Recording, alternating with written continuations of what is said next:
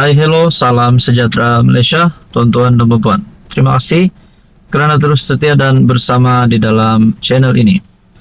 Nah, pilihan raya negeri Sabah yang tidak lama lagi akan diadakan tahun 2025. Bahang pilihan raya semakin hangat. Arena politik di Sabah semakin hangat.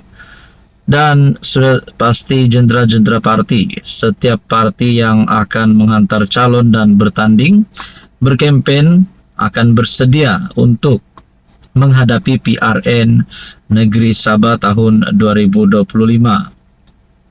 Saudara-saudara yang saya amat hormati, PRN 17 Negeri Sabah. Anda rasa siapa yang bakal menang? Siapa yang bakal menang? Adakah warisan ataupun GRS dan juga mungkin ada gabungan baru parti-parti lokal Sabah untuk menjadi kerajaan negeri yang baharu di dalam kepimpinan politik di Sabah pada PRN 17 nanti. Sabah 2024, kepimpinan dan persiapan hadapi PRN 17. Menurut anda siapa yang bakal menang dan siapa Ketua Menteri Sabah yang paling layak untuk dilantik pada PRN 17 tersebut?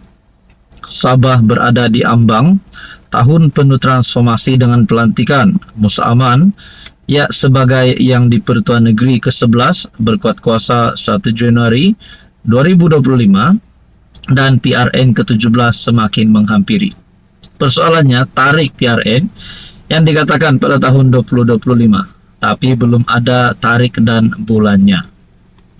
Pelantikan bekas Ketua Menteri Sabah itu selepas dikurniakan surat cara pelantikan jawatan berkenaan daripada yang di-Pertuan Agong Sultan Ibrahim pada 17 Disember menandakan satu pencapaian penting dalam kepimpinan negeri ini. Pengalaman politik luas dimiliki Ketua Menteri paling lama berkhidmat untuk negeri di bawah Bayu itu dijangka membawa pengaruh yang stabil sepanjang tempo kritikal ini. Menjelang 2025, arena politik Sabah semakin rancak dengan kerjasama dan strategi kempen PRN yang dirangka. Perkembangan ini sudah tentu mempengaruhi pilihan raya terbabit. Parti-parti politik terutama yang berada dalam gabungan parti pemerintah GRS diterajui Ketua Menteri Sabah Datuk Seri Haji Jinor telah mula mengatur strategi.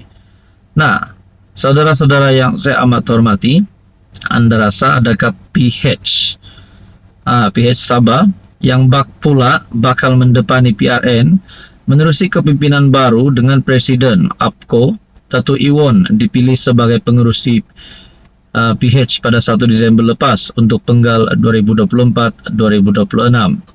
Nah, tuan-tuan dan puan, adakah PH dan GRS mungkin akan bergabung ataupun mungkin tidak sehaluan pada PRN 17 nanti? Kita nantikan saja.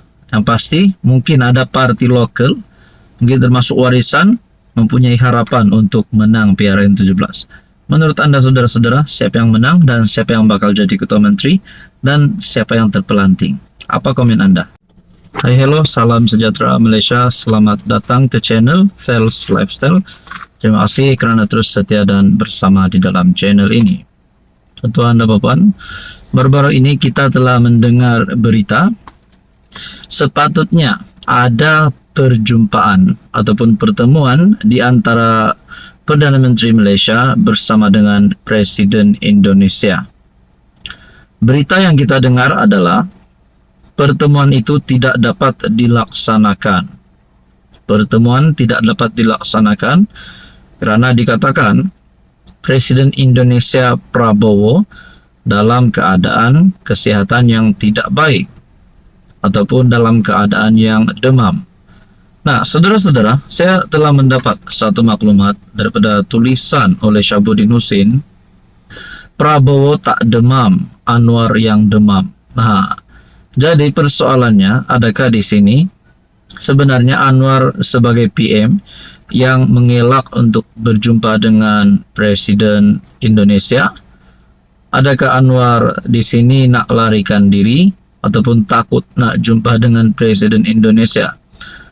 Itu soalan saya. Tapi sebenarnya saya yakin Anwar Ibrahim sebagai PM tidak akan melakukan perkara sedemikian. Karena pertemuan di antara pemimpin-pemimpin besar negara ini adalah satu perkara yang amat penting. Prabowo tak demam, Anwar yang demam. Demikian tajuk daripada Syabudin Husin.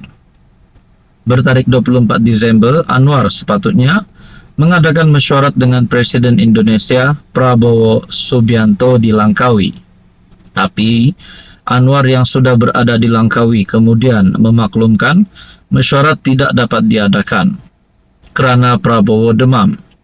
Katanya, Prabowo meminta mesyuarat ditangguhkan beberapa hari. Bagaimanapun, Setiausaha Kabinet Indonesia Teddy Indrawijaya menjelaskan Prabowo berada dalam keadaan sihat dan tidak demam.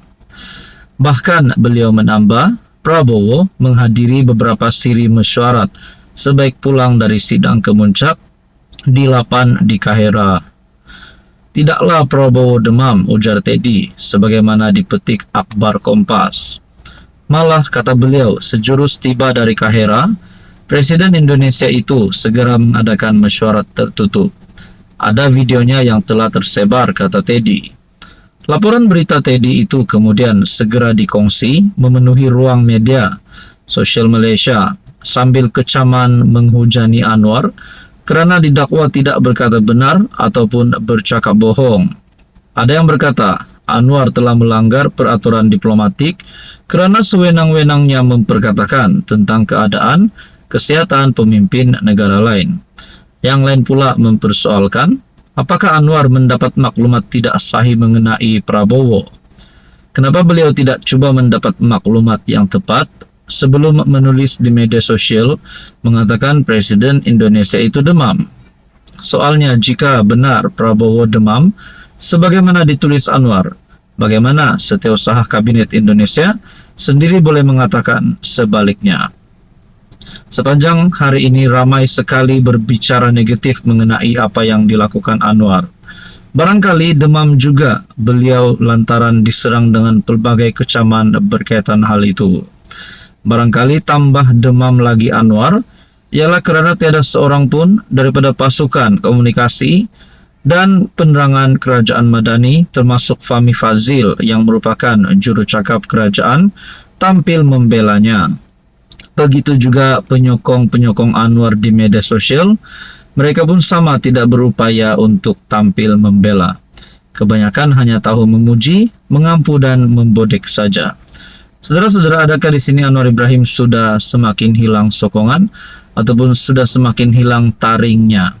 Nah, tapi pada akhirnya saudara-saudara, kalau nak tumbangkan Anwar pun, kita tunggulah pilihan daya yang seterusnya, bukan hari ini. Saudara-saudara, berkaitan dengan ini, apa komen Anda?